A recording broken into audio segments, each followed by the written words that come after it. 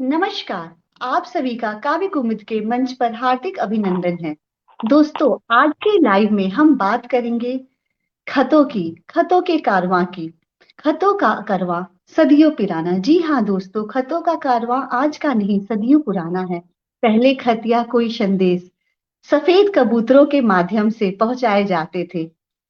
सफेद कबूतर शांति का भी प्रतीक होते हैं और ये डाकिये के रूप में खतों का आदान प्रदान करते थे। फिर आया पोस्ट कार्ड का जमाना, चिट्ठियों का जमाना। कितनी बार तो मैंने भी अपनी माँ की चिट्ठियां जो वो नाना नानी को लिखती थी, वो डाक खाने पहुंचाई हैं। उनमें अलग ही प्यार होता था। एक बेटी की तरफ क्या होती थी, मुझे उस खतों पे पता चलता था।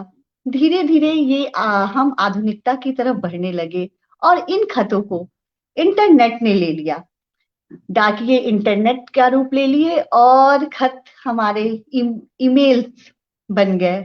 और फिर आया व्हाट्सएप का जमाना और आजकल लोग अपने संदेश वीडियो कॉल पे भी पहुंचा दे रहे हैं।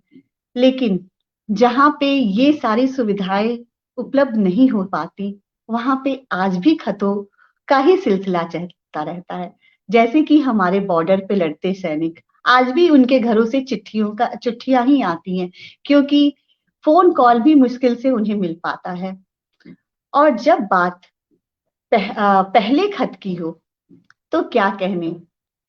और ये खत चाहे माँ बाप को लिखा गया हो, चाहे किसी दोस्त को, और चाहे प्यार को। और एक गजल भी है, प्यार का पहला खत लिखने में वक्त तो लगता है। जी हाँ, इजहार मोहब्बत में जो वक्त खतों में लिखने में लगता है, वीडियो कॉल में वो बात कहाँ। ऐसा ही प्यारा सा खूबसूरत विषय इस हफ्ते हमारे पटल पे दिया गया, पहला खत। हमेशा की तरह बहुत ही खूबसूरत खूबसूरत रचनाएं प्राप्त हुई। और फिर से वही समस्या हमारे टीम मेंबरों के पास कि किसकी रचना सबसे प्यारी है और किसे लिया जाए। हमेशा की तरह इस खोजबीन में जो छह रचनाएं हमें सबसे अच्छी लगी, उनकी रचनाकारों के नाम हैं कुमार मलय जी, सुब्रा बागची घोषाल जी, प्रिया दुबे जी, उषा शर्मा जी, रजनीश कुमार जी और अमित तिवारी जी। उषा शर्मा जी की तबीयत थोड़ी नासाज है, इस वजह से वो हमारे साथ आज के लाइव सेशन में नहीं जुड़ पाएंगी। तो हम बढ़ते हैं और सुनते हैं इनके खतों के कारवां के बारे में। सबसे पहले मैं आमंत्रित करूंगी कुमार मलय जी को। कुमार मलय जी को रामानुज सिंह जी के शब्दों में, रेखा चित्र अंकित नैन, रेखा चित्र अंकित नैन, चारु चारु सरस ताबीर, चंचल चितवन दिवस निशा, चंचल चितवन दिवस निशा, मन मायूष गंभीर, गुमनाम अति सुंदर छवि, गुमनाम अति सुंदर छवि, मगन युगल तस्वीर, बसंती खुशबू समीर, मन बसंती खुशबू समीर, चमक उठी तकदीर। माना रामानुज सिंह जी की कितनी खूबसूरत पंक्तियों के साथ मैं स्वागत करूंगी कुमार मलय जी का। कुमार मलय जी, आपका काव्य कुमुद के आज के लाइव के सेशन में बहुत बहुत हार्दिक अभिनंदन है। बहुत बहुत धन्यवाद। शुक्रिया। जितने भी यहाँ पे मंच पे उपस्थित कवि लोग हैं, सबको मेरा नमन। और मेरी खुशनसीबी है कि मैं बार बार चुना जाता हूँ और आप लोगों को बोर करने के लिए यहाँ पहुंच जाता हूँ। जी हाँ दोस्तों, मैं चाहूंगी क्योंकि कुमार मलय जी हमारे 8 लाइव सेशन में 4 लाइव में हमारे साथ है, यानी 8 में से सिर्फ 4 से ये हिसाब रहे। और कुछ बोलना नहीं चाहूंगी इनके अपने शब्दों में, क्योंकि इसी से पता चलता है कितना खूबसूरत लिखते हैं, इनकी गजलें कैसी होती है। और सब पढ़ते हैं जो भी इनके साथ लाइव पे होते हैं, सब इनकी बहुत तारीफ करते हैं। तो कुमार मलय जी, आपकी रचनाएं वाकई काबिले तारीफ होती हैं, जो आप हमारे साथ बार बार जुड़ते। ये हमारी खुशनसीबी है कि आप जैसे कलमकार हमारे पटल पे हमारे साथ रहते हैं। बहुत बहुत शुक्रिया श्वेता जी। ये दोनों तरफ से होता है। मैं लिखता हूँ, आप लोगों को अच्छा लगता है, आप लोग मुझे बुलाते हैं। और कलम की यात्रा है, कभी मन हुआ तो लिखा, कभी मन नहीं हुआ तो नहीं लिखा। मैं जानता हूँ कि अगला क्वेश्चन होगा कि आपको प्रेरणा कहाँ से मिलती है और कैसे लिख पाते हैं। तो मेरे लिए प्रेरणा का स्रोत कोई एक नहीं है। अ, जिंदगी अपने आप में एक प्रेरणा है मेरे लिए। मैं जो कुछ भी देखता हूँ, समझता हूँ, हर कहीं से कुछ न कुछ मुझे प्रेरणा मिलती है। और यही कारण है कि अगर आपने कभी मुझे पढ़ा होगा तो देखा होगा कि मेरे विषय अलग अलग होते हैं। कभी कोई एक खास विषय पर मैं नहीं लिखता, सारे विषय मेरे लिए खास ही हैं। और बस लिखता हूँ अपनी सीधी सादी भाषा में, कोई क्लिष्ट भाषा नहीं है, या फिर कुछ बहुत हाई फाई वर्ड्स का इस्तेमाल नहीं करता हूँ। और आप लोगों को अच्छा लगता है, मेरे लिए यही सबसे बड़ी बात है। जी कुमार जी, आप बहुत खूबसूरत लिखते हैं। और कुमार मल्लर जी की कुछ रचनाएं ऐसी हैं, अभी देखिए लास्ट टाइम हमारे साथ लाइव थे तो इन्होंने एक रचना सुनाई थी जिसमें इन्होंने 3 पीढ़ियों को लेके अपने जीवन की 3 और पत्नी और पुत्री की वो रचना सुनाई थी। कम ही शब्दों में 18-20 लाइन की वो रचना थी और सबको इतनी पसंद आई थी। कुमार मल्लर जी की रचनाएं, कुमार मल्लर जी का व्यक्तित्व अपने आप में ही एक पूर्ण व्यक्तित्व को बताता है, क्योंकि कुमार मल्लर जी शिक्षा क्षेत्र से जुड़े हुए थे। और मतलब खेल जो शिक्षा देता है वो हमेशा शिक्षा क्षेत्र से जुड़ा ही होता है। आजकल रिटायरमेंट के बाद हमें शिक्षित कर रहे हैं, हमें सिखाते हैं कैसे है, मतलब इनसे हम सीखते हैं, हम सब सीखते हैं। तो कुमार मल्लिक जी, अब मैं आपके बारे में ज्यादा क्या बोलूं, क्योंकि आपको सभी कोई जानता है, सब कोई पढ़ता है। तो आप अपनी वो रचना पहला खत हमें सुनाइए, जो आप जी जरूर, आगे। जरूर। ये जब टॉपिक मिला था पहला खत, तो मुझे लगा कि खतों का जमाना तो गुजरे हुए जमाना हो गया। अब याद करें कि पहला खत किसको लिखा था मैंने। और पहला खत, ये लफ्ज कुछ ऐसे हैं जो थोड़ा रुमानी बनाते हैं लोगों को।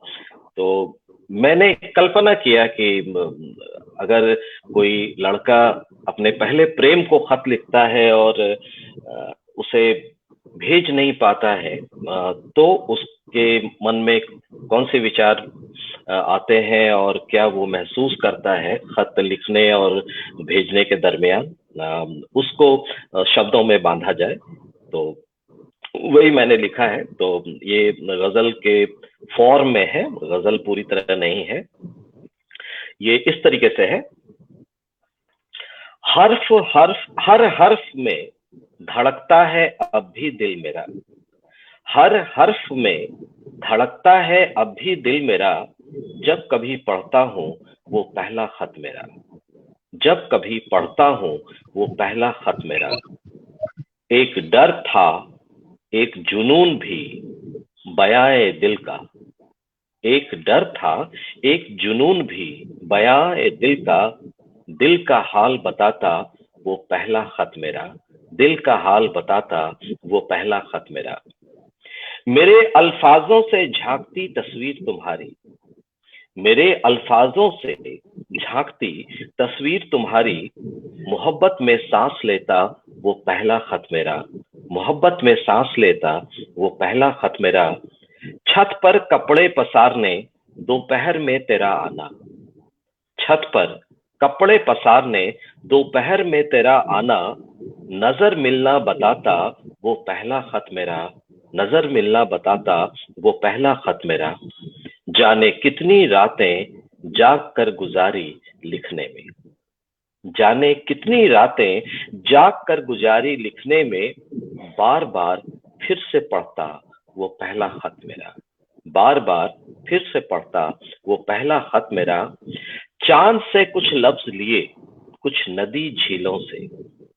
चांद से कुछ लफ्ज लिए, कुछ नदी झीलों से। फिर सितारों से सजाया वो पहला खत मेरा।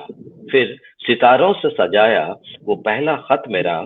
प्रेम के मोती से भर दिया अक्षर दर अक्षर। प्रेम के मोती से भर दिया अक्षर दर अक्षर।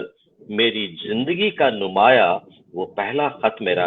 मेरी जिंदगी का नुमाया वो पहला खत मेरा। पर इस दिल को इतनी हिम्मत हुई ही नहीं। पर इस दिल को इतनी हिम्मत हुई ही नहीं। तुम्हें कभी भेज पाता वो पहला खत मेरा। तुम्हें कभी भेज पाता वो पहला खत मेरा। जिंदगी खफा थी मलय तुम दूर हो गई। जिंदगी खफा थी मलय तुम दूर हो गई। मेरे संग सिसकता रहा वो पहला खत मेरा। मेरे संग सिसकता रहा वो पहला खत मेरा। हर हर्फ में धड़कता है अब भी दिल मेरा। जब कभी पढ़ता हूँ वो पहला खत मेरा। जब कभी पढ़ता हूँ वो पहला खत मेरा। शुक्रिया। वाह, बहुत ही खूबसूरत आपकी ये थोड़ी सी गजल नज्म को लिए हुए बहुत ही खूबसूरत ये रचना। आपका पहला खत, शुक्रिया, बहुत शुक्रिया। खत भेज नहीं पाते प्यार, और पहला खत प्यार का पहला खत, अभी मैंने बोला कि गाना था प्यार का पहला खत लिखने में वक्त, तो मतलब एक गजल रही है जगजीत सिंह की, बहुत ही प्यारी। प्यार का पहला खत लिखते में पहले तो उसमें लिखने में वक्त लगता है, ना भेज पाया जिसने उसको जिंदगी भर की ग्लानि की भेज का दे देता वो खत। बहुत ही खूबसूरत बताया कि मतलब आज भी आप उस खत को पढ़ करके कैसे मतलब महसूस करते हैं, काश आप भेज पाते उस खत को। और मोहब्बत में अभी भी वो वो खत सांस ले रहा है। आप खुद ही खत को बार बार पढ़ते हैं, सितारों से सजा रखा है, प्रेम के मोतियों से लिखा है, बहुत ही प्यारी। और जो आपकी आखिरी लाइन थी, सब आखिरी क्या, दो पंक्ति पहले, काश तुम्हें कभी भेज पाता वो पहला खत मेरा। और खुशियाँ भी आपकी उसमें शामिल है। तो बहुत ही खूबसूरत आपका खत। और कुमार मंजिल, फिर से मैं बोलना चाहूंगी कि मैं आपकी कविताओं की समीक्षा नहीं करने के काबिल अपने आप को, मतलब आपकी ये जो रचनाएं होती है उनकी समीक्षाएं करने के काबिल अपने आप को नहीं समझती हूँ। आप इतना अच्छा लिखते हैं। तो आप मतलब बहुत कुछ सीखती हूँ आपसे, सीखने को सब सबको मिलता है। आपने एक दो लाइव में देखा, सब बोले भी हैं कि आपसे सीख रहे हैं। तो बहुत ही अच्छा लिखते हैं। इसके साथ ही आप पसंद की रचना मतलब भी सुनाइए। और जो आपकी पसंद की रचना वो सबसे हटके होती है आपकी लिखी हुई, तो वो हाँ, ये एक कविता है जो मेरी बुक से ही है, ये पब्लिश हो चुकी है। और हम सभी को जिंदगी में किसी न किसी का कुछ न कुछ चीज का इंतजार हमेशा रहता है। सच कहे तो इंतजार अगर नहीं हो तो जिंदगी का मजा नहीं है। तो अलग अलग समय में अलग अलग व्यक्तियों का इंतजार, जिंदगी की शुरुआत से लेकर जिंदगी के आखिरी तक, उसको मैंने समेटा है कुछ पंक्तियों में। इस कविता का शीर्षक है इंतजार। ये मैं आप लोगों के सामने रखता हूं। इंतजार, जिंदगी के आरंभ से अंत तक इंतजार। इंतजार, जिंदगी के आरंभ से अंत तक इंतजार। डराती भी, लुभाती भी, हंसाती भी, रुलाती भी, कभी दूर चली जाती, कभी बुलाती भी। जन्म का इंतजार, बोलने का, खड़े होने का, चलने का, दौड़ने का, भागने का इंतजार। स्कूल जाने का, छुट्टी होने का, परीक्षा का, रिजल्ट आने का, हंसने का, रोने का। फिर इंतजार का सबसे मीठा पहलू, किसी का इंतजार। सज धज के तैयार, आईने से होते रूबरू बारह बार। दिल धड़कता बेकरार, बेचैनी में भी खुशी शुमार। इंतजार, नौकरी का, शादी का, अपने घर का। फिर एक बार इंतजार, आंगन में किलकारियां गूंजने का, उसके बोलने का, चलने का।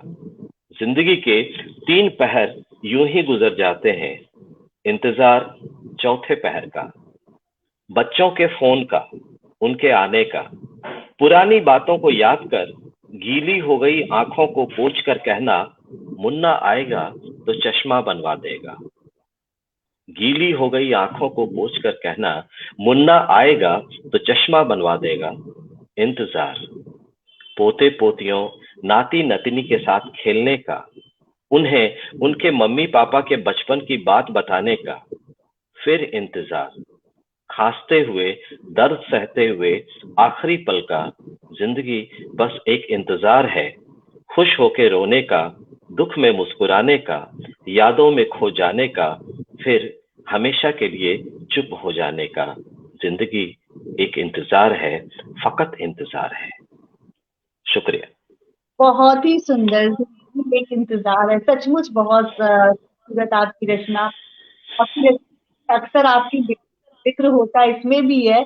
मैं आपके बेटे बेटी दोनों है, लेकिन आपका बेटी प्रेम हर रचनाओं में झलकता है और इसमें नहीं है, फिर भी मैं बोलती हूँ कि आपने लिखा है गाड़ी आने का इंतजार। और आपने इंतजार के सबसे मीठे पहलू की बात की है। मतलब पहले प्यार का इंतजार, उसके लिए सजना सजना। और एक और इंतजार आपने बोला आपने अपनी पंक्तियों में कि मुन्ना आएगा तो चश्मा बनवाएगा। ये इंतजार, ये वाली पंक्ति बहुत ही सुंदर।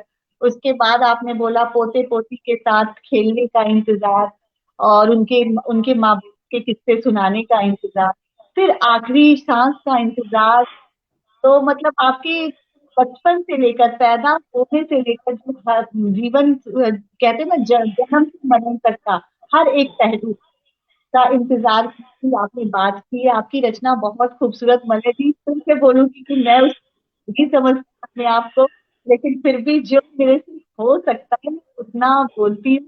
मतलब उतना मैं आपकी कविताओं की समीक्षा करती हूँ, लेकिन उस काबिल। बहुत बहुत धन्यवाद श्वेता जी। इंतजार बहुत कुछ देता भी है, बहुत कुछ लेता भी है। काव्य कुमुद पे शब्दों का इंतजार होता है, लिखने के बाद रिजल्ट का इंतजार होता है, फिर बेताबी से रविवार का इंतजार होता है। इंतजार तो होता ही है। बिल्कुल बिल्कुल। और आपके काव्य कुमुद के शब्दों के इंतजार से मुझे याद आया कि मैं एक कंसर्ट गलती से करना चाहूंगी। कल मैं शब्द देना भूल गई किन्हीं कारण, बस अपने बिजी शेड्यूल के कारण। तो मैं सबसे माफी भी मांगूंगी, और ये मेरा कन्फेशन है सबके सामने लाइव। ये मेरे से बहुत बड़ी गलती हुई है, गलती नहीं तो ब्लंडर मिस्टेक कहेंगे, छोटी मोटी गलती नहीं हुई थी। नहीं, अच्छा है, बीच में ब्रेक होना चाहिए कभी कभी।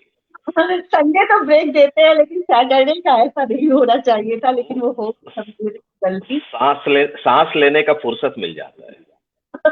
सीरियसली, बीच बीच में मलय जी कभी कभी तो ऐसा होता है लिखने का मन नहीं होता, एक एक डेढ़ डेढ़ महीने उसके बाद फिर मन करता है लिखने का। और ये होता है। अब मैं आगे बढ़ती हूँ और स्वागत करती हूँ अपनी अगली रचनाकार का अमित सिंघल जी के शब्दों में। मैंने हमेशा ताबीर में जिसको लिखा वह तुम हो। मैंने हमेशा ताबीर में जिसको लिखा वो तुम हो। आंखें खुलते ही न जाने कहाँ हो जाती हो गुम। मैंने हमेशा ताबीर में जिसे लिखा वो तुम, आंखें खुलते ही ये न जाने कहाँ हो जाती हो गुम। मैं ये जानता हूँ, मैं यह जानता हूँ कि कहीं ना कहीं जरूर हो तुम। मैं यह जानता हूँ कि कहीं ना कहीं जरूर हो तुम, क्योंकि मेरे ख्वाब बुलंद रहे हकीकत में गुमसुम। अमित सिंघल जी की इतनी प्यारी पंक्तियों के साथ मैं स्वागत करना चाहूंगी शुभ्रा बागची जी का। शुभ्रा जी, आपका हमारे काव्य कुमुद के पटल पर हार्दिक अभिनंदन। नमस्कार श्वेता जी। सर्वप्रथम काव्य कुमुद के सर्वप्रथम मेरी माटी को शिरोधार्य माँ सरस्वती को पुष्प अर्पित करती हूँ। फिर काव्य कुमुद के मंच को, काव्य कुमुद के प्रमुख संपादक श्री राजीव जी को, अमित जी को और सुनने वाले सभी श्रोतागणों को, हमारे साथी रचनाकारों को मेरा हार्दिक अभिवादन देती हूँ। और बड़े ही हर्ष के साथ में आज ये मैं कह रही हूँ कि मेरा 2022 में प्रथम लाइव 1 तारीख को दिया। श्वेता जी, आपके साथ पटल साझा किया था हमने चेतना मंच पर, और आज महीने का अंतिम लाइव वो भी आपके साथ में आपके निर्देशन में आज पटल साझा हो रहा है। तो ये बड़ी ही खुशी की बात है कि इस महीने हम दोनों रूबरू हुए 2 बार। तो काव्य कुमुद को, मंच को मेरा प्रणाम। और आज जी इस मंच आप बहुत ही दिखती हैं शिवराज जी। मैं सबसे पहले आपके बारे में, एक्चुअली आपका हमारे काव्य कुमुद के चैनल पे पहला लाइव है, तो हम सब जानेंगे चाहते हैं कि आप अपने बारे में कुछ हमें बताएं।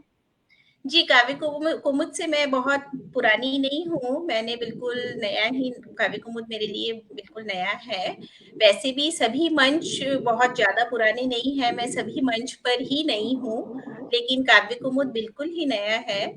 तो मैं काव्य कुमुद के बारे में क्या बोलूँ, इतना सब कुछ देखती हूँ, इतना सुंदर-सुंदर यहाँ पर सब पटल पर सब आते हैं, बड़े-बड़े रचनाकारों, बड़े-बड़े साहित्यकारों को सुनने को मिलता है, बहुत कुछ सीखने को मिलता है, अच्छा लगता है, बहुत अच्छा लगता है। मैं कोलकाता से हूँ और फिलहाल मैं दिल्ली में हूँ 2-3 महीने से। आज लाइव मैं दिल्ली से ही दे रही हूँ। बहुत अच्छी बात है, आप हमारे बहुत करीब हैं और बहुत पास में हैं इस वक्त। और सब अच्छा, अब मैं आपसे जानना चाहूंगी कि आपने लिखना कब से शुरू किया, मतलब। ये ये तो बहुत मतलब हर हर पटल पे ये प्रश्न आता है और हर पटल पर उत्तर भी एक ही होता है कि लिखती मैं शुरू से बचपन से ही थी, लेकिन फिर इतनी सारी जिम्मेदारी जैसे जैसे बड़े होते गए, पढ़ाई की जिम्मेदारी, फिर शादी के बाद में घर की जिम्मेदारियों ने लिखने पर थोड़ी पाबंदी तो नहीं, लेकिन हाँ समय की प्रतिबद्धता थी, तो थम गया था लिखना। लेकिन अभी पिछले 2 साल से फिर से कलम पकड़ी है। बेटा भी बड़ा हो गया है, वो भी आगे निकल गया अपने इसमें, तो अकेलापन भी था और लॉकडाउन भी था, तो कलम पकड़ के फिर से लिखना शुरू किया है। बहुत ज्यादा लोग कलाकार बने, मैं खुद लॉकडाउन की ही देख हूँ। और इन्हीं पटलों पे पहले, मतलब पहले एक दो बार ऐसे घर में बैठे बैठे लिखा, फिर जिसने पढ़ा तो वो लोगों ने तारीफ की, फिर पटलों पे लिखना शुरू किया। मैं बहुत पहले से ही लिखती हूँ, जो भी कुछ, जो थोड़े बहुत जो शब्द आते हैं उनसे ही कुछ लिखने की कोशिश करती हूँ, ज्यादा तो मुझे नहीं आता है। आप सभी को पढ़ती हूँ, अभी सभी से सीखती हूँ, और कुछ कुछ शब्द जो मुझे पसंद आते हैं, वो अगर अर्थ नहीं मालूम होते हैं तो उसकी अर्थ देखती हूँ, फिर उन्हीं से शुरू करती हूँ, बस इतना सब है। और आप बहुत अच्छी लिखती है शिवराज जी, आपकी लेखनी किसी बात की, मतलब इससे यही पता चलता है आज आप हमारे बीच से। एक्चुअली हमारे इस पहला खत में बहुत ही खूबसूरत रचनाएं आई थी वाकई। अगर कभी समय मिले तो पढ़िएगा, बहुत ही सुंदर सुंदर रचनाएं आई थी। तो उन रचनाकारों में आप 6 में हैं, तो आप खुद ही पता चलता है कि आप कितना सुंदर लिखती हैं। सुबह जी, अब आपकी ज्यादा तारीफ न करते हुए आपको नजर न लगे तो मैं आगे बढ़ती हूँ और बात करते हैं उस पहले खत की जो जिससे आपने हमारे पटल को शोभित किया। जी, श्वेता जी, मैं आज आपके मंच से, आपके पटल से और आप सभी से मेरी प्रथम रचना, मेरी विजयी रचना, मेरा पहला खत सुनाने से पहले मैं आप सब से थोड़ा सा 2-4 पंक्तियां निवेदित करने के लिए इजाजत चाहूंगी। आज मेरे बड़े भाई और भाभी का 25वीं वैवाहिक वर्षगांठ है, 25 वर्ष पूरे हो रहे हैं। तो चूंकि ये पहला खत, विषय ही पहला खत है, तो मैं अपने शब्दों को, 2-4 पंक्तियों को, वो जहाँ भी है उनको निवेदित करती हूँ। वो अगर उनको मेरा बहुत बहुत लाइव शुभकामनाएं। अगर मेरा उनको लाइव बहुत बहुत देख रहे हैं, शुभकामनाएं। स्वागत स्वागत है। जी जी जी, धन्यवाद धन्यवाद। तो मेरे बड़े भाई स्वागत सुब्रा जी, मिस्टर पढ़ें। अनूप घोषाल और उनकी धर्मपत्नी श्रीमती मोनिशा घोषाल को मेरी 4 पंक्तियां निवेदित कर रही हूँ उनकी 25वीं वर्षगांठ पर। दिल उल्लासित है देने को, दिल उल्लासित है देने को, आज कुछ सौगात निकल रही है, दुआ ये दिल से हर प्रातः और सांझ, जीवन के हर मोड़ पर हो ऐसे ही तुम दोनों का साथ, हर बसंत की बयार बनकर बहना, हर शरद की रात सुंदर सुवासित सुगंध जैसे मिले दोनों के जज्बात, जैसे प्राची से उगता सूरज करे भोर का आगाज, जैसे घनेरी रात में चकमक चकमक तारों की बारात, वैसे ही जीवन में तुम्हारे हो प्रेम की बरसात।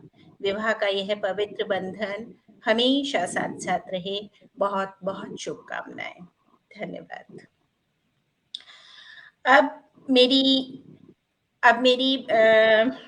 जो विजयी रचना है आपके मंच पर, आपके पटल पर, मेरी लेखनी मेरी पहचान के अंतर्गत पहला खत।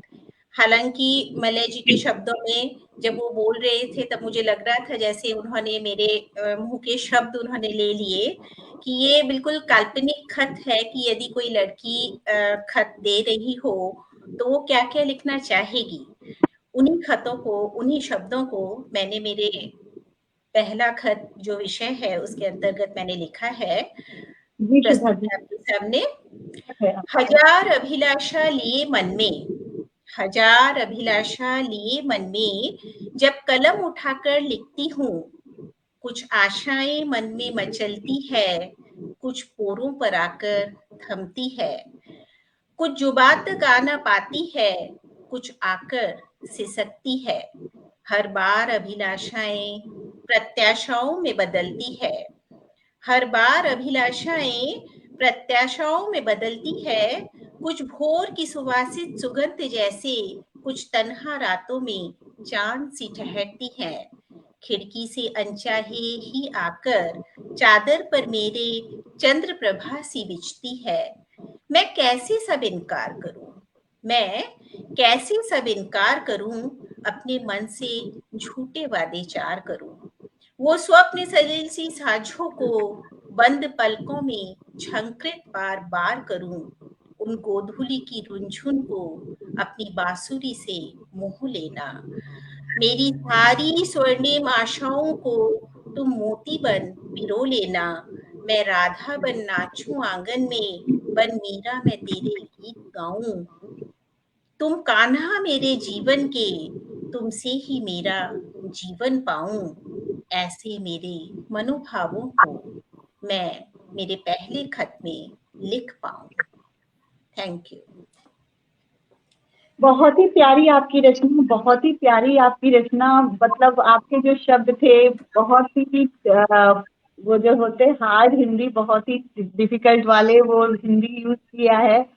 और आप अपनी मन में हजार अभिलाषाओं को लेकर के अपनी खत को लिखती हैं, और हर बार आपकी अभिलाषाएं प्रत्याशाओं में बदल जाती है, चंद्र प्रभा से बिछती है, और मन में झूठे वादे, मन अपने मन से झूठे वादे कैसे आप लिखती हैं।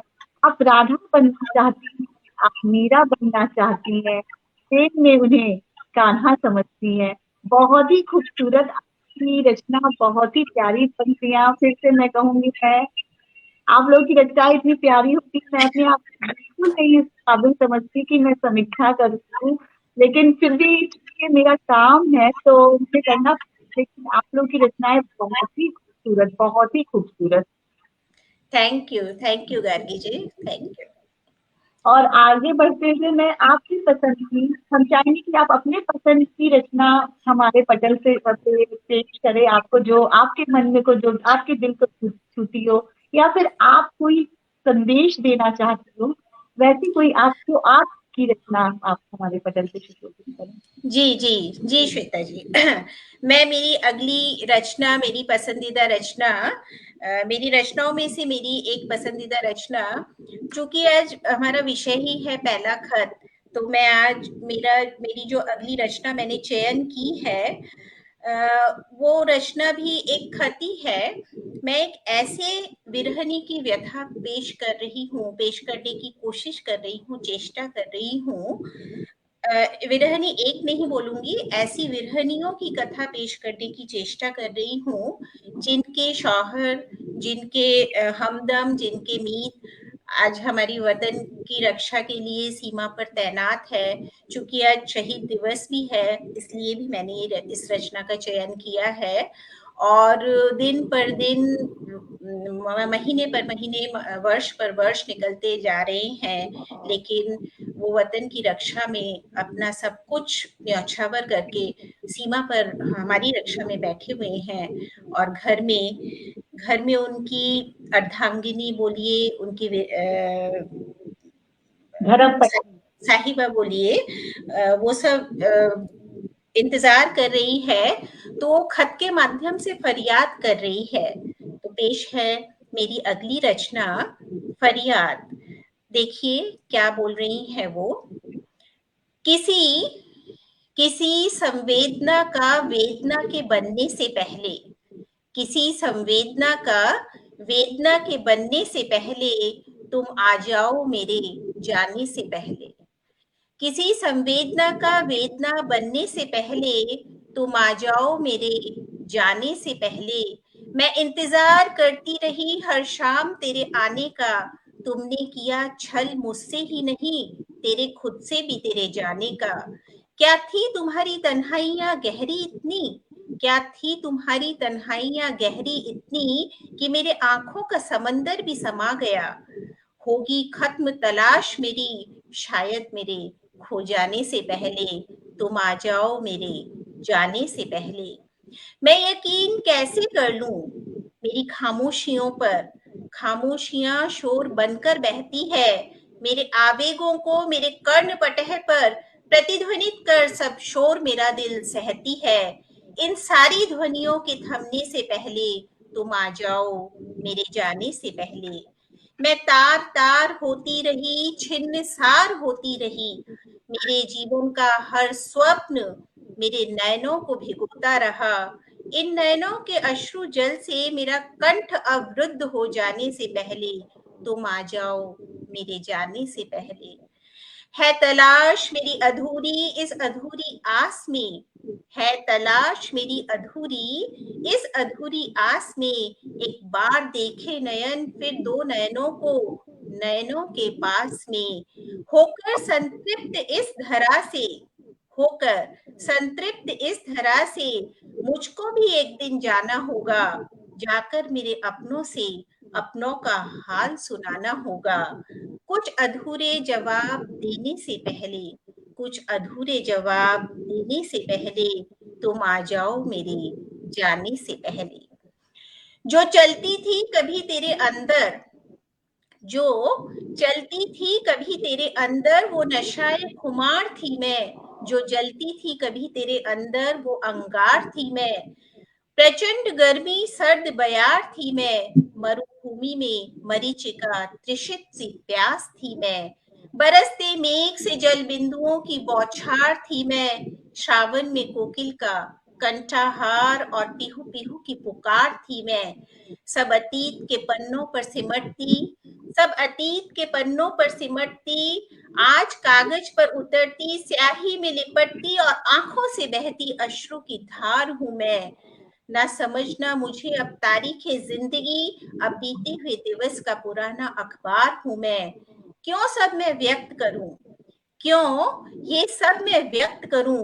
ऐसे भावों को अभिव्यक्त करने से पहले, सर्व परित्यक्त करने से पहले तुम आ जाओ मेरे जाने से पहले, तुम आ जाओ मेरे जाने से पहले।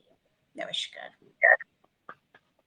बहुत ही खूबसूरत, बहुत ही प्यारी आपकी रचना, बहुत ही विरह को दर्शाती, हिज्र को बताती, बहुत ही जुदाई के बहुत ही प्यारा। मतलब आपने जो ये लाइन आपने जो बार बार कही है, तुम आ जाओ मेरे जाने से पहले, क्या बात, बहुत ही खूबसूरत।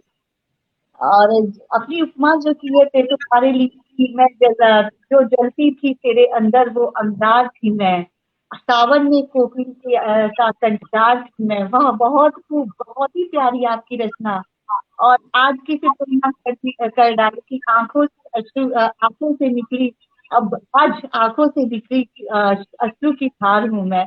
बहुत ही प्यारी आपकी रचना, बहुत ही खूबसूरत। मतलब आपने जो आपकी हिंदी बहुत ही उम्दा किस्म की आप लिखी, बहुत ही खूबसूरत, बहुत ही प्यारी आपकी रचना। Thank you Shweta ji, thank you. मतलब सुनकर इतना मजा आया, बहुत अच्छा। पढ़ भी ली थी, बहुत ही मजा आ रहा था सुनने में, बहुत ही प्यारी रचना। अब मैं कार्यक्रम को आगे बढ़ाते हुए स्वागत करती हूँ रजनीश कुमार जी का। कुमार मलय जी के शब्दों में, कुमार मलय जी हमारे साथ हैं इस वक्त और उन्हीं का ये शब्द है, उम्र की वसीयत पर। उम्र की वसीयत पर सांसों का दस्तखत है, उम्र की वसीयत पर सांसों का दस्तखत है, या खुदा उतनी ही मिले जितनी जरूरत है। अब गुल मिले, अब गुल मिले या खार, अब गुल मिले या खार, उसकी फिक्र क्या, जिंदगी तुझसे कोई शिकवा न शिकायत है। कुमार मलय जी की खूबसूरत सी पंक्तियों द्वारा मैं स्वागत करती हूँ रजनीश कुमार जी का। रजनीश कुमार जी, आपका काव्य कुमुद के पटल पर हार्दिक अभिनंदन है। जी बहुत बहुत धन्यवाद। जन्मभूमि मछली शहर जौनपुर और कर्मभूमि प्रयागराज उत्तर प्रदेश से हम सभी, आप सभी का हार्दिक स्वागत एवं अभिनंदन करते हैं। जी आप अमित जी, आप पहली बार हमारे साथ जुड़े हुए हैं, आपका ये पहला लाइव सेशन है, तो मैं चाहूंगी आप अपना प्यारा परिचय, अपना परिचय हमें दें, साथ ही साथ बताएं कि आपने लिखना कब से शुरू किया और ऐसे कैसे लगा, आपको कब लगा कि आप मतलब आपको लिखना चाहिए। जी श्वेता जी, लिखना तो हमने करीब 2015-16 के दरमियान शुरू किया, लेकिन 2020 में जो हमारी कलम थी वो रुक जाती थी। फिर 2018 में लिखा, फिर कोरोना के समय में हमने कुछ लिखा, तो उसमें हमने एक रचना कोरोना योद्धा के ऊपर लिखी थी, तो जिसको किसी संस्था के द्वारा प्रथम पुरस्कार भी प्राप्त हुआ था, तो फिर हमारी लेखनी बंद हो गई। लेकिन अभी इधर 1 महीने से हमने जब से काव्य कुमुद के मंच से जुड़ा हूँ, तब से पता नहीं क्यों लिखने का कुछ अलग ही जो नशा हमको चढ़ गया है। तो हम आपको ये बताना चाहेंगे कि पहली बार ये हमारी पहली रचना है जो हमने काव्य कुमुद में लिखी, और पहली बार में ही पहला खत जो है वो हमारी चयनित हुई। और हम पहली बार, आप लोग बताएं कि हम पहली बार जो है किसी भी मंच पे, कब लेखन और रचना के क्षेत्र में किसी भी मंच पे पहली बार हम जो है लाइव हैं, तो इसके लिए हम पूरी टीम को और सभी रचनाकारों को, हमारे लिए बड़े गर्व की बात है कि हम बिल्कुल इस क्षेत्र में, लेखन के क्षेत्र में, मैं आपको बताऊं कि बिल्कुल नया हूं, मैं बिल्कुल नया हूं, और मुझे बड़ा गर्व होता है कि मैं आप सबके माध्यम से इतने बड़े बड़े रचनाकारों के साथ, वरिष्ठ रचनाकारों के साथ, जैसे कुमार मलय जी को अभी हम सुन रहे थे, अमित जी की रचनाएं हम पढ़ते देखते रहते, सुभरा जी ने इतना बहुत बेहतरीन पढ़ा, राजीव त्रिपाठी जी, तमाम ऐसे रचनाकार हैं। तो उन ऐसे रचनाकारों के साथ आके काव्य पाठ करना, सुनाना वास्तव में हमारे लिए बहुत बड़े गर्व की बात है। इसके लिए मैं काव्य कुमुद की टीम की जितनी भी तारीफ करूं वो कम। और सबसे अच्छी बात कि काव्य को हमने, हालांकि हमने कई मंच, जी श्वेता जी, हमने कई मंच देखे हैं साहित्य के क्षेत्र में, लेकिन हमने काव्य कुमुद का जो मंच है वो हमें पता नहीं क्यों सबसे अलग लगता है। उसके जो फीचर होते हैं, उसके जो मेरी पंक्तियां हैं, एक दिन एक गजल रोज, इस प्रकार जितनी भी चीजें वो इतनी खूबसूरत हैं कि शायद ही कहीं और किसी पटल पे हो। जी बहुत बहुत धन्यवाद, बहुत अच्छा लगा कि आपको हमारा पटल इतना अच्छा लगता है, और ये आप ही लोग हैं जो हमें प्रेरणा देते हैं नए नए चीजें लाने के लिए।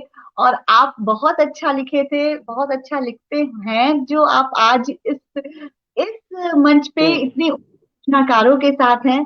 तो कभी मत बोलिएगा, हम सब एक दूसरे से हम सबको एक दूसरे से बहुत कुछ सीखने को मिलता है।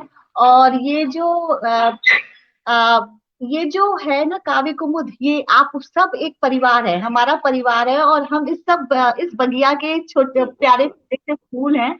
तो आप लोग से ये बगिया सुशोभित रहती है, आप जैसे फूल हैं, आप जैसे होनहार कवि कवित्री हैं, तो हमारा पटल सुशोभित रहता है। सबसे पहले तो मैं अपनी पूरी टीम की तरफ से आपको बहुत धन्यवाद कहूंगी कि आपने हमारे बारे में इतना अच्छा कहा। आपका बहुत बहुत धन्यवाद। इसके साथ में आगे बढ़ती हूँ और आपसे आपकी वो रचना पहला खत सुनना चाहती हूँ, जिस रचना से आपने पहली बार हमारे पटल को, मतलब आपने पहली बार, आप कह रहे हैं लिखा है, तो आपने पहली बार सुशोभित किया। जी जी जी, पेशे से तो मैं एक शिक्षक भी हूँ, और DAV Sardar Patel public school PPGCL Prayagraj में कार्यरत भी हूँ शिक्षक के पद पर, हिंदी शिक्षक के पद पर। तो मैंने जब देखा तो मुझे लगा कि मैं पहला खत किसके नाम लिखूं।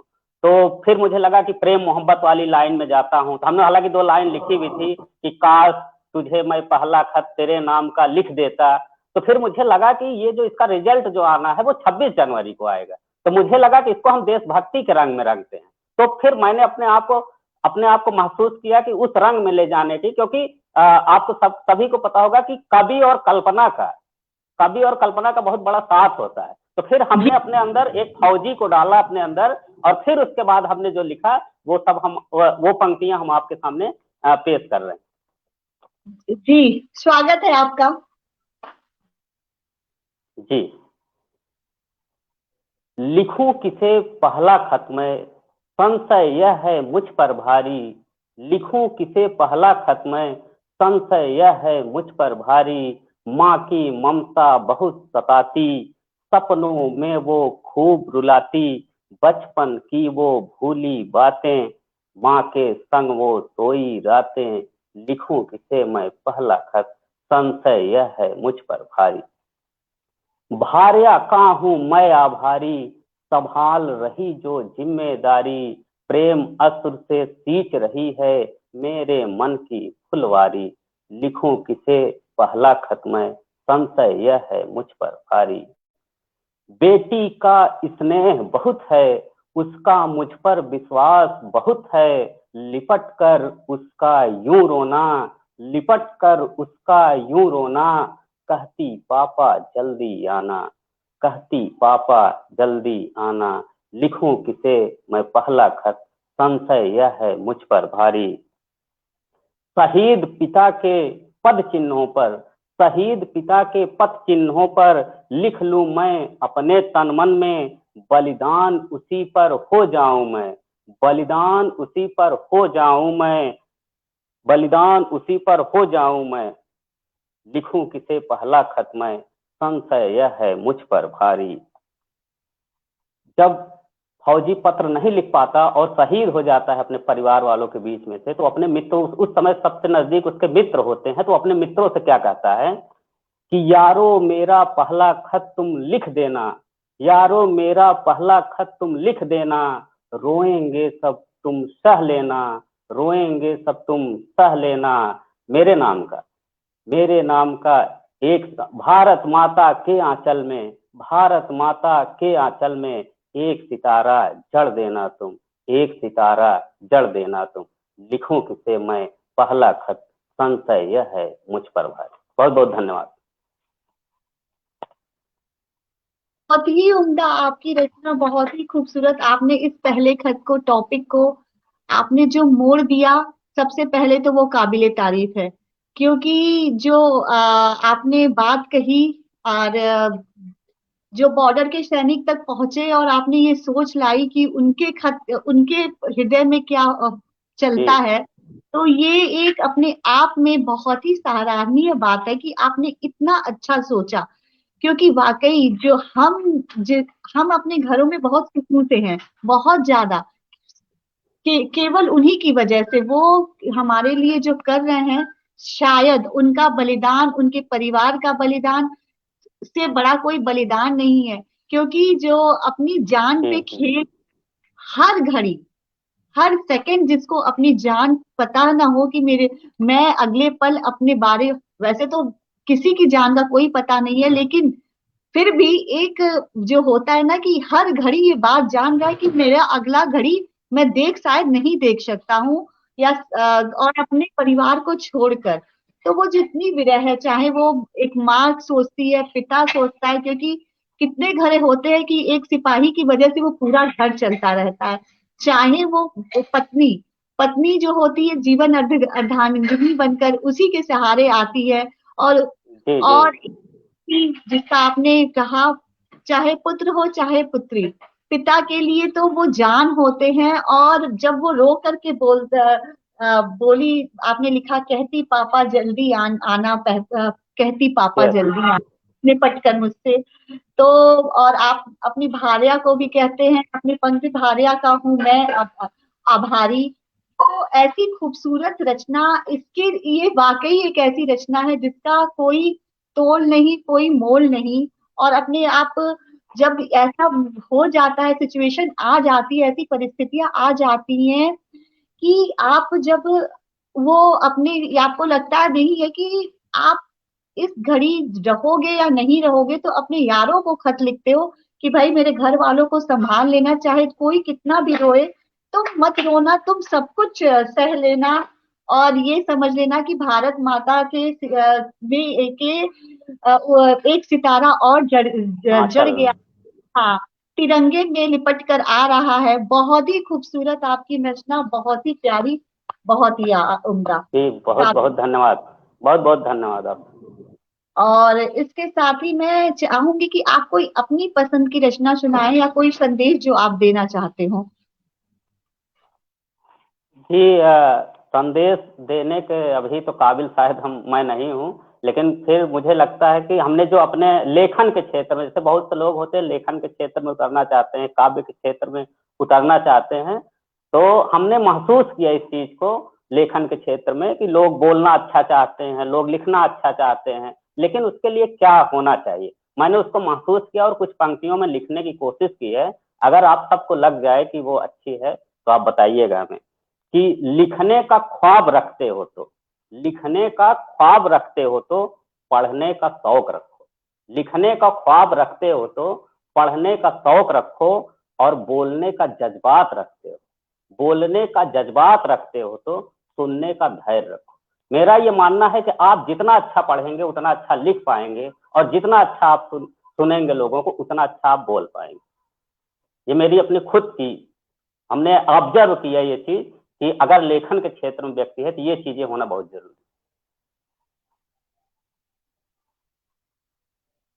है। और हमने अभी एक मकर संक्रांति के अवसर पर एक पतंग उड़ी, या यूं कहें तो ये जब से लिखना शुरू किए, तो हमने पहली जो रचना लिखी थी वो मकर संक्रांति पतंग के ऊपर लिखी थी, और मुझे ऐसा लगता है कि ये मेरी सर्वश्रेष्ठ रचना है, और अभी तक की हम और जब जितनी भी रचनाएं हमारी उसमें हमको ये सबसे अच्छी लगती है। और मेरी यूं कहें कि जब से पतंग हमारी उड़ी, तो अभी काव्य के क्षेत्र में हमारी पतंग रुकने का नाम नहीं ले रही है, और हमें ऐसा लगता है कि आप सबके सहयोग से, आप सबके शुभकामनाओं से हमारी पतंग लंबी उड़ान भरेगी। तो सुनिएगा कि उड़ी उड़ी देखो पतंग उड़ी, रंग बिरंगी पतंग उड़ी, हवा संग वो उड़ जाती है, संकेत समझ वो मुड़ जाती है, दुलराती है इठलाती है, धागे संग वो लहराती है, आसमान की सैर वो करती, तारों से बातें भी करती, वर्षा रानी से वह डरती, प्रतिद्वंदी से खूब है लड़ती, दिन भर ये है खूब टहलती,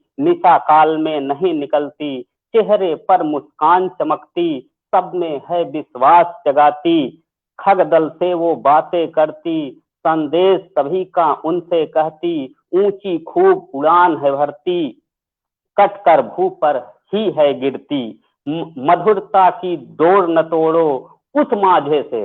मतलब चाइनीज माझों से कितने लोगों को दिक्कतें होती हैं, कितनी मौतें हो जाती हैं, तो पतंग संदेश दे रही है कि उस माझे से मुझे न जोड़ो, मनोरंजन का साथ न छोड़ो, देखो मुझसे मुंह मत मोड़ो, बच्चे बूढ़े सभी दीवाने, रिश्ते इससे बहुत पुराने, हुनर है इसके देख सयाने, ताली सभी लगे बजाने, उड़ी उड़ी देखो पतंग उड़ी, रंग बिरंगी पतंग उड़ी। बहुत बहुत धन्यवाद। बहुत ही खूबसूरत, बहुत ही खूबसूरत आपकी पतंग की डोर। और आपने जो पतंग की व्याख्या से पहले वो लिखने और पढ़ने का बात कही थी, लिखने का ख्वाब रखते हो तो पढ़ने का शौक रखो। वाकई अगर आपको लिखना है ना तो आपको पढ़ना जरूरी है। मैं अभी बोल रही थी कि हम सब एक दूसरे को पढ़ते हैं तभी सीखते हैं, क्योंकि उसी से हमारे शब्दों का ज्ञान। और बोलने का जज्बात रखते हो तो सुनने का धैर्य रखो। वाकई अगर आप अच्छे प्रवक्ता बनना चाहते हो तो पहले सबको सुनो, सबकी बातों को समझो, और फिर तो आपने बहुत ही सुंदर बात कही, बहुत ही अच्छा। इसके साथ ही मैं कार्यक्रम को आगे बढ़ाती जी बिल्कुल। कार्यक्रम को आगे बढ़ाते हुए मैं स्वागत करती हूँ अमित तिवारी जी का। अमित तिवारी जी, आपका स्वागत करती हूँ मैं।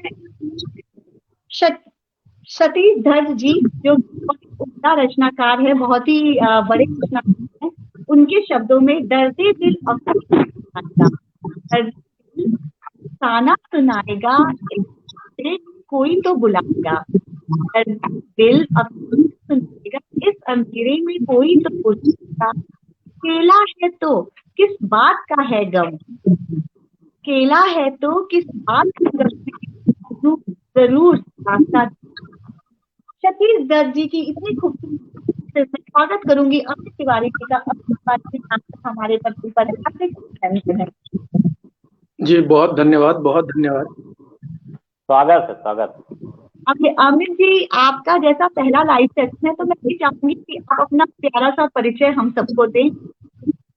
जी अवश्य। माँ भारती को नमन करता हूँ और काव्य कुमुद मंच का आभारी हूँ। सभी साथी रचनाकारों का अभिवादन करते हुए मैं अमित तिवारी जामनगर से, मैं बेसिकली उत्तर प्रदेश का रायबरेली जिले का रहने वाला हूँ और कार्य के उसमें मैं यहाँ पर जामनगर में कार्य करता हूँ और यहीं रहता हूँ। बहुत ही अच्छी बात है। अमित जी, अब हम ये जानना चाहेंगे कि आपने लिखना किया, मतलब आपको कब से लगा कि आप लिख सकते हो, और ऐसा हुआ हम सभी के जीवन में एक मोमेंट आता है कि हमारी कलम लगती है, चल पड़ेगी, तो ऐसा कब ऐसा लगा कि आपको लिख जाएगी? देखिए, जैसे रजनीश जी कह रहे थे कि लिखने के लिए पढ़ना पड़ता है और बोलने के लिए सुनना पड़ता है, तो कहीं ना कहीं परिवार में मेरे पिताजी कविता करते थे और काफी समय तक उन्होंने अच्छा नाम अपने रायबरेली शहर में रखा, तो हम लोग उनको सुनते रहते थे, उनके साथ साथ ही रचनाकारों के पास उठना बैठना होता था। तो बेसिकली कभी लिखने का ऐसा रहा नहीं, लेकिन कॉलेज और स्कूल में जब अकेलेपन हॉस्टल में रहे तो कुछ चीजें लिखी गई। पर उसके बाद 2016 में मेरी बेटी के 5वें जन्मदिन पर मैंने एक रचना लिखी और फिर वहां से दोबारा से ये जो यात्रा है पुनरारंभ हुई। मैं ये कहना चाहूंगी पुनरारंभ हुई। जी जरूर। पहले तो आपकी रचना पहला खत सुनी और फिर आपकी बेटी की जन्मदिन वाला रचना सुने थे, जो आपने अपनी बेटी के जन्मदिन पे लिखी थी। ये बेटी हमारे देश का भविष्य है, तो सबसे पहले आप अपनी प्यारी सी रचना जो आपने हमारे पटेल से लिखी और जिससे हमें हमारे पटेल को शोभित किया। जी बिल्कुल। जैसा श्वेता जी बोल रही थी कि प्यार का पहला खत लिखने में वक्त तो लगता है, और यही भाव शुभ्रा जी ने और मलय जी ने भी प्रकट किया है। हालांकि उसको एक अलग आयाम दिया रजनीश जी ने, बट मेरा भी प्रयत्न है कि मेरा भी जो भाव है वो पहला खत मुश्किल से लिखा जाता है, मैंने उस पर ही अपनी बात कहने की कोशिश की थी। तो प्रस्तुत है मेरी वो चयनित रचना, वो एक खत। वो एक खत आज भी रखा है महफूज मेरे पास, वो एक खत आज भी रखा है महफूज मेरे पास, वो पहला खत। लिखा था जिसे बड़े अरमानों से, लिखा था जिसे बड़े अरमानों से, लफ्ज लिए थे कितने अफसानों से। लिखा था जिसे बड़े अरमानों से, लफ्ज लिए थे कितने अफसानों से। जज्बात की इबारत से सजा वो, खुदा की इबादत सा पाकीजा वो। जरा सा संजीदा पर बेहद खास, जरा सा संजीदा पर बेहद खास, आज भी रखा है महफूज मेरे पास, वो पहला खत। कैसे लिखते हैं उस पहले खत को? बचा के सबकी नजर वो लिखा गया, बचा के सबकी नजर वो लिखा गया, गुलाबों के मानिंद किताबों में रखा गया। बचा के सबकी नजर वो लिखा गया, गुलाबों के मानिंद किताब में रखा गया। शोखिए तहरीर थी तुम्हारे रुखसार की, वो आलमे रानाई थी हमारे प्यार की। शोखिए तहरीर थी तुम्हारे रुखसार की, वो आलमे रानाई थी हमारे प्यार की। वो थी मेरी मिल्कियत, वो थी मेरी मिल्कियत, वो मेरा आसास, आज भी रखा है महफूज मेरे पास, वो पहला खत। आज भी रखा है महफूज मेरे पास, वो पहला खत। हर्फ हर्फ उसका अब तलक भी याद है, हर्फ हर्फ उसका अब तलक भी याद है। एहसास चाहतों के अब भी आबाद हैं, हर्फ हर्फ उसका अब तलक भी याद है, एहसास चाहतों के अब भी आबाद हैं, दिल के बड़ा करीब ज़हन में बसा हुआ, दिल के बड़ा करीब ज़हन में बसा हुआ, इतना अजीज कि न भेजा कभी गया, इतना अजीज कि न कभी भेजा कभी गया, वो तुम्हारे होने की जिससे सानास महफूज रखा है मेरे, आज भी मेरे पास, आज भी रखा है महफूज मेरे पास, वो पहला खत, वो पहला खत। Thank you. बहुत खूबसूरत, बहुत ही प्यारा। और आप सभी मतलब आपकी इतना वो जी आपका पहला जो आप भी भेज के रखे हुए था वो खत कि आप भेज नहीं पाए, अपने रख लिए। और एक्चुअली प्यार का पहला खत लिखने में वक्त तो लगता है, बात बिल्कुल सही है। वो आज भी रखा है महसूस मेरे पास। बहुत ही प्यारी पंक्तियां आपकी, अरमानों से लिखा था और जज्बातों से सजोया था आपने वो खत, और खुदा की इबादत का लिखा है आपके लिए वो बहुत ही खूबसूरत। हर याद है आपको, और आपको उसकी चाहतों का एहसास याद है। बहुत ही उम्दा रचना आपकी, बहुत ही प्यारी आपकी रचना। धन्यवाद। और अब मैं आगे बढ़ते हुए आपकी, अगर आपके पास अभी वो बढ़ने वाले हमें सुनाए। मेरे को 1 मिनट दीजिए, मैं थोड़ा सा निकाल लेता हूँ, मेरे को एकदम तो याद नहीं होगी। अगर आप 1 मिनट दे तो मैं फिर उसे निकाल लेता हूँ। निकालिए बिल्कुल, आप करना चाहिए। और अच्छा लगता है कि कोई बेटी अपने लिखता है तो बच्चों के लिए तो एक्चुअली थोड़ा सा जो है, इट्स ओके। तब तक हम बात करते हैं खतों की। तो रियल लाइफ में मैंने जो पहला खत लिखा था अपनी मम्मी के साथ बैठ कर के लिखा था अपनी नाना नानी को, तो बड़ा टिपिकल सा होता था। आदरणीय नाना जी, नानी जी, सादर चरण पर मैं यहाँ कुशल पूर्वक रहते हुए आशा करती हूँ कि आप। वो बहुत टिपिकल सा खत होता था। शायद उसमें मम्मी गलत है ये मानना, गलत है मानना भी सिखाती थी।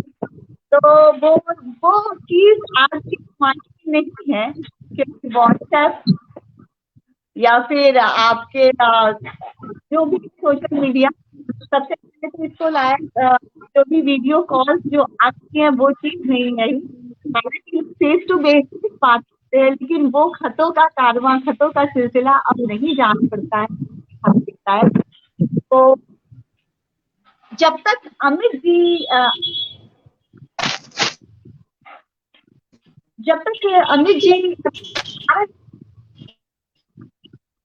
अमित जी आपको टाइम लगेगा तो शो पढ़ाने क्या पढ़ाइए, आप किसी को पढ़ाइए, मैं 1 मिनट दीजिए मेरे को, आप किसी और को पढ़ाइए तब तक। जी। तो मैं अभी अमित जी जब तक वो प्यारी सी खत, प्यारा चिट्ठी, प्यार भरी बेटी के नाम लिखा हुआ प्यार का संदेश खोज रहे हैं, तब मैं स्वागत करना चाहूंगी प्रिया गौर जी का। प्रिया जी का नेटवर्क इश्यू हो गया है शायद।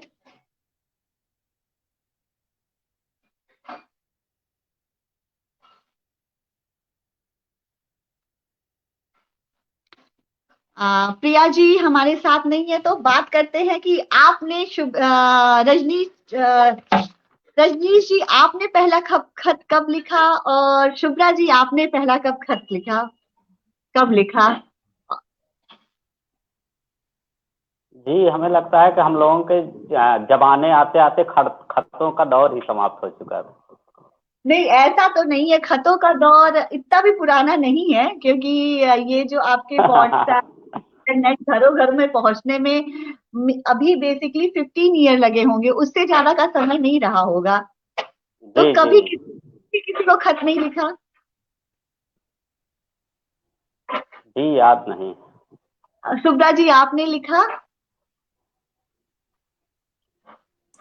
हाँ श्वेता जी, खतों का सिलसिला पहला खत किसे लिखा ये तो याद नहीं है, लेकिन हाँ ये जरूर याद है कि जैसा आपने कहा कि वो लिखते थे आदरणीय से शुरू करते थे कुशल पूर्वक, तो वो एप्लीकेशन जब हिंदी के एग्जाम्स होते थे तो वहां जरूर पत्र लेखन में पत्र लिखा जाता था। ये जरूरी है।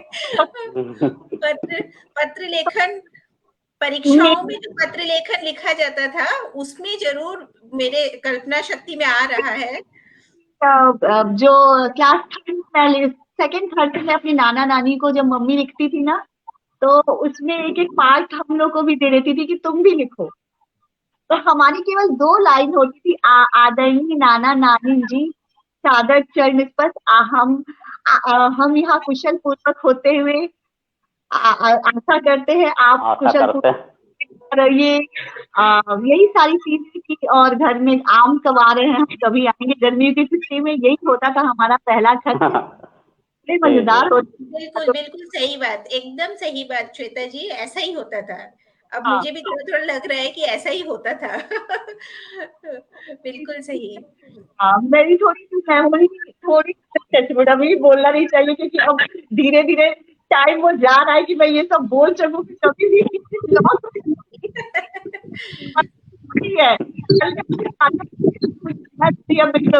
हो रही। आगे तो सुनते हैं। श्वेता जी, वो रचना तो थोड़ा मिल नहीं रही है मेरा, मैं लेकिन खतों के ऊपर बात चल रही तो मैं खतों के ऊपर ही बात करने की कोशिश करता हूँ। हम लोग उस पीढ़ी से हैं जिन्होंने खत शायद लिखे हैं। जैसे रजनीश जी बोल रहे थे, उनके समय तक आते आते वो खतों का सिलसिला खत्म होने लग गया था, लोग ईमेल से ही बात करते थे। तो शायद बहुत लोगों को पता ही नहीं है कि वो खतों का क्या इंतजार होता था। आज से 15 साल पहले फोन होते थे या होते थे, और घरों में फोन नहीं पाते थे। मोबाइल भी 10 हफ्ते बहुत प्रचलित में आई है। उससे पहले सबके हाथ में मोबाइल लगी थी, और 5-6 में व्हाट्सएप, 7 सालों के व्हाट्सएप कॉल और फोन कॉल करते खतों का जमाना था। 15-16 साल 18 साल पहले कह लीजिए तो जी बिल्कुल बिल्कुल बिल्कुल। तो अभी शायद ये नई पीढ़ी को वो समझ में नहीं आया कि वो खत क्या होते थे। मैं उस पीढ़ी की बात कर रहा हूँ जो कि 2005 के बाद जन्मी होगी या 2000 के बाद जन्मी होगी। तो मैं शायद कोशिश करता हूँ कि कैसा लगता था वो पहला प्रेम और पहला पत्र, उसको कुछ आवाज देने की कोशिश कर रहा हूँ, शायद आप सबको अच्छा लगे।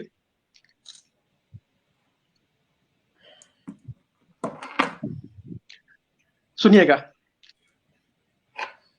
गर मुझसे नाराज हो जाना, गर मुझसे नाराज हो जाना, मुझको यूं एहसास दिलाना, गर मुझसे नाराज हो जाना, मुझको यूं एहसास दिलाना, चंद कतरे कोरे कागज के बंद लिफाफे में भिजवाना, खत लिखना पर भूल ना जाना, खत लिखना पर भूल ना जाना।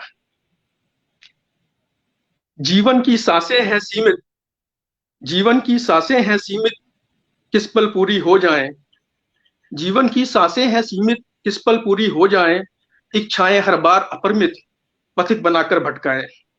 जीवन की सांसें हैं सीमित, जाने किस पल पूरी हो जाएं, इच्छाएं हर बार अपरिमित, पथिक बनाकर भटकाएं।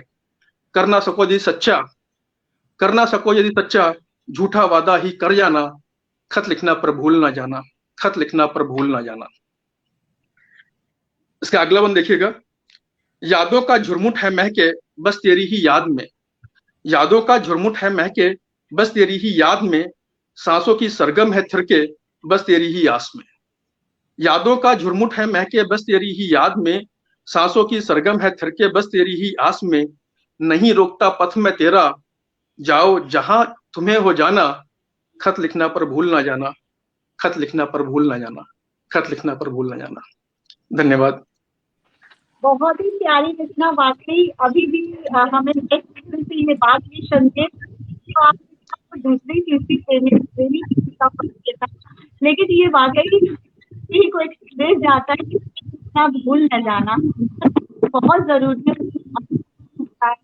और बहुत ही मतलब ठीक है, इंटरनेट का जमाना है, हम टाइप कर दिए वो हो जाता है, लेकिन जो ना खत का ऑफिशियल मेल में दिखता है वो दिखती है, लेकिन अगर पर्सनल ना, वो डिसिप्लिन की खत्म हो चुकी है। तो वो चीज वो होनी चाहिए। जी श्वेता जी, वो रचना मिल गई, अगर आप कहें तो मैं वो पढ़ूं जो बेटी के लिए लिखी। बिल्कुल सर, बेटियां। ये बहुत ही बचकानी सी बच्चों की जैसी कविता है, लेकिन उम्मीद करता हूँ आप लोग को पसंद आएगी। पहली कविता सबकी बच्ची जैसी होती है, लिखी है टूटी फूटी। जी, अभी ये कल की ही तो बात थी, अभी ये कल की ही तो बात थी, कुदकती फुदकती चहकती हुई अंगना में आई थी एक खुशी। अभी ये कल की ही तो बात थी, कुदकती फुदकती चहकती हुई अंगना में आई थी एक खुशी।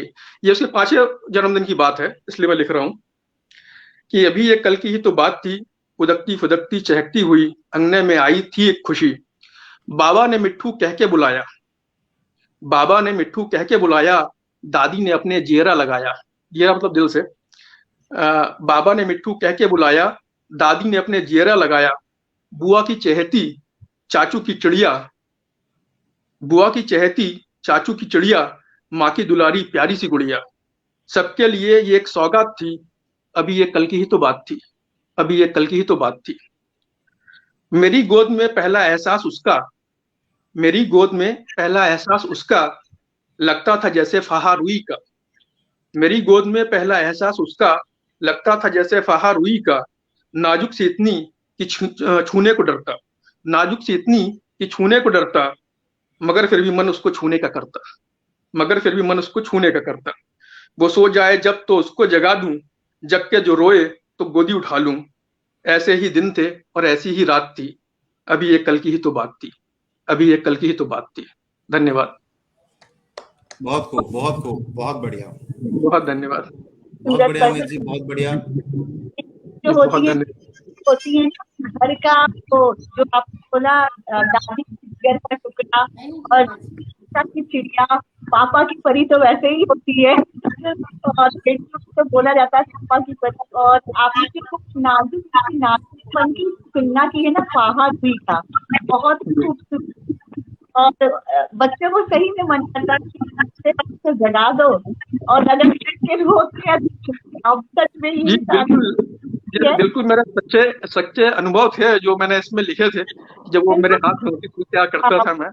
अनुभव होते हैं, हम सब ने ये सब किया है, जो शादीशुदा है और जो बच्चों के माता पिता है, सबने ये सारे काम किए हैं अपने बच्चों के साथ।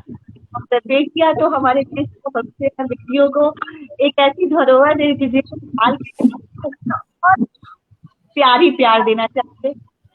अब हमारे बीच हमारे राजीव जी आ गए हैं, तो राजीव जी आप कुछ कहना चाहते हैं? श्वेता जी एक बात मैं कह लूं, अगर आपको इजाजत हो तो। जी स्वागत है। ये मैं बिल्कुल काव्य कुमुद मंच का तो आभारी हूँ, लेकिन उससे भी ज्यादा मैं आभारी सुश्री उषा शर्मा जी का हूँ कि जिन्होंने मुझे इस मंच से जोड़ा, और निश्चय ही वो काफी प्रेरणादायक रही हैं हमारे लिए। और उनके पद चिन्हों पे चल के मैंने जहां वो गई हैं मैंने ज्वाइन करने की कोशिश की है, और निश्चय ही बहुत अच्छी लगती हैं, उनका बहुत लिखती हैं, और उनका मैं बहुत बहुत आभारी हूँ मुझे इस मंच से जोड़ने के लिए। धन्यवाद उषा जी, धन्यवाद काव्य कुमुद मंच। उषा जी हमारे साथ लाइव जुड़ी हुई हैं, वो अवश्य आपकी बातें सुन रही होंगी। और चूंकि वो कुछ स्वास्थ्य कारणों से आज उपस्थित नहीं है, तो मैं चाहूंगा कि मैं उनकी जो विचित्र रचना है मैं उसको पढ़ के सुनाऊं। लेकिन उससे पहले मैं एक शेर कहना चाहूंगा कि शर्म, दहशत, झिझक, परेशानी। उम्मीद है आप लोग इस शायर को पहचान सकेंगे कि शर्म, दहशत, झिझक, परेशानी, नाच से काम क्यों नहीं लेती आप, वो जी, मगर ये सब क्या है, तुम मेरा नाम क्यों नहीं लेती। जॉन एलिया।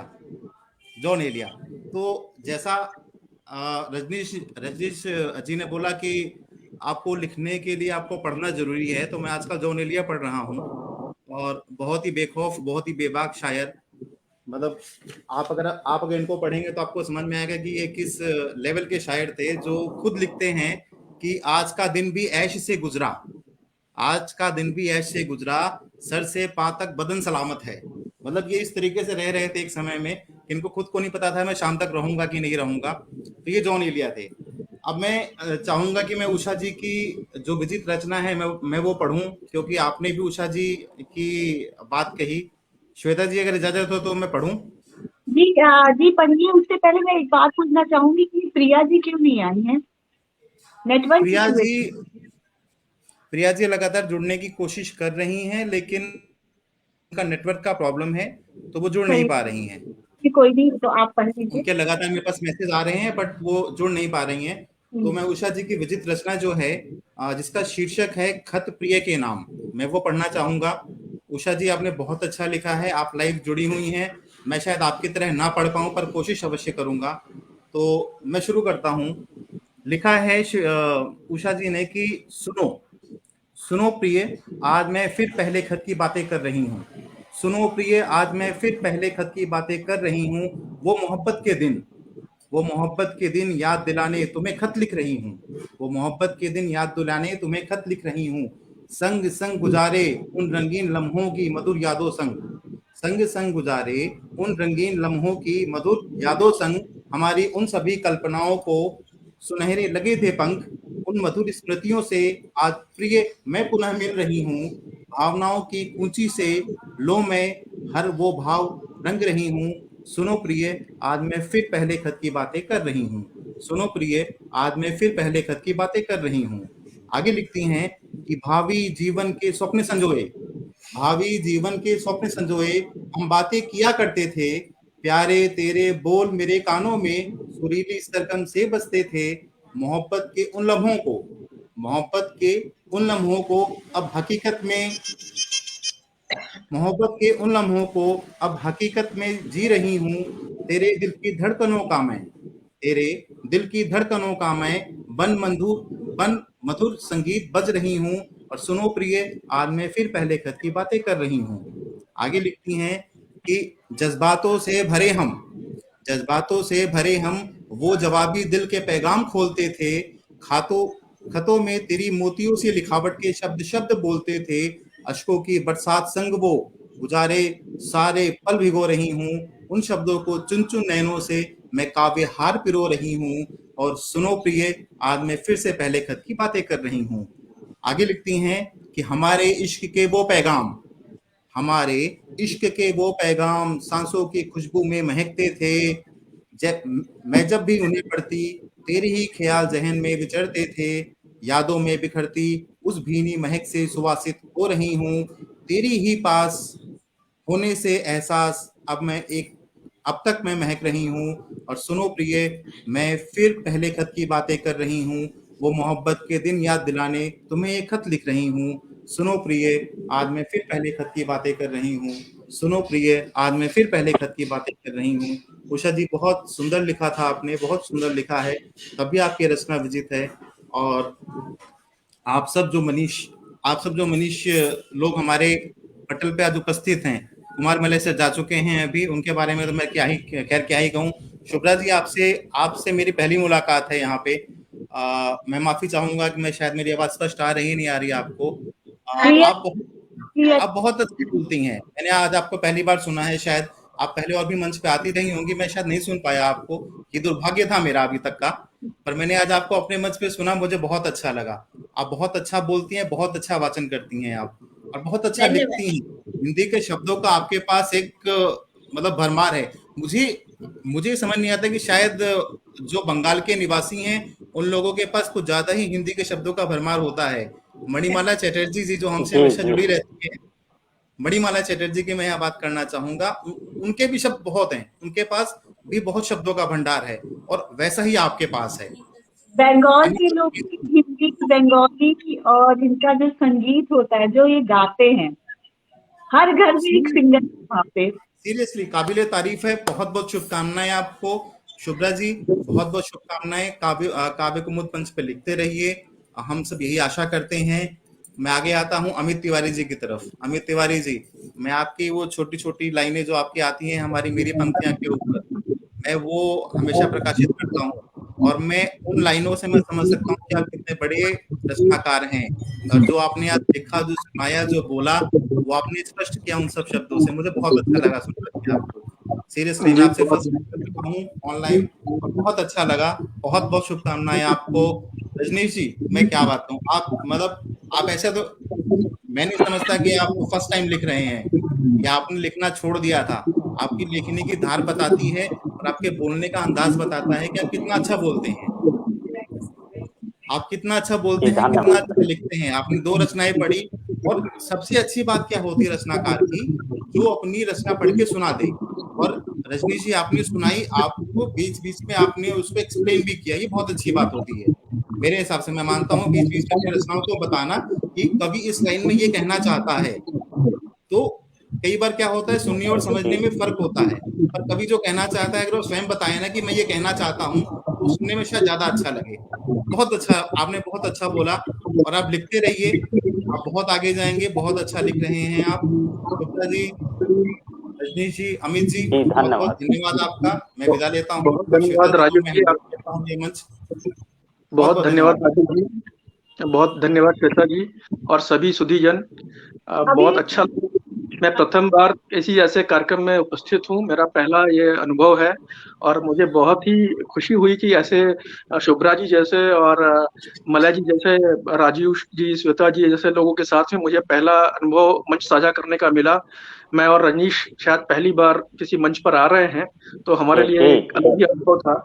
तो मैं बहुत आभारी हूँ आपके मंच का और राजीव जी और श्वेता जी आपका धन्यवाद।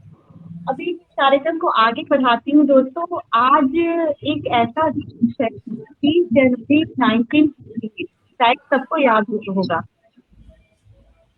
जी, आज महात्मा गांधी जी को नाथूराम गोडसे की गोली मारी कर चुकी थी।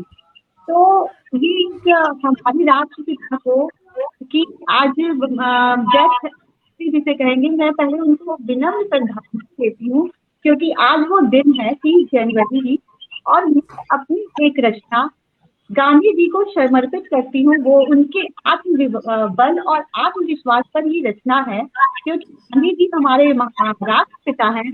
उनके लिए मैं अपनी रचना प्रस्तुत करती हूँ, तो सुनिएगा आप सभी। आत्मबल ही तो था उसका, आत्मबल ही तो था उनका जो हिंद हुआ आजाद, आत्मबल ही तो था उनका जो हिंद हुआ आजाद।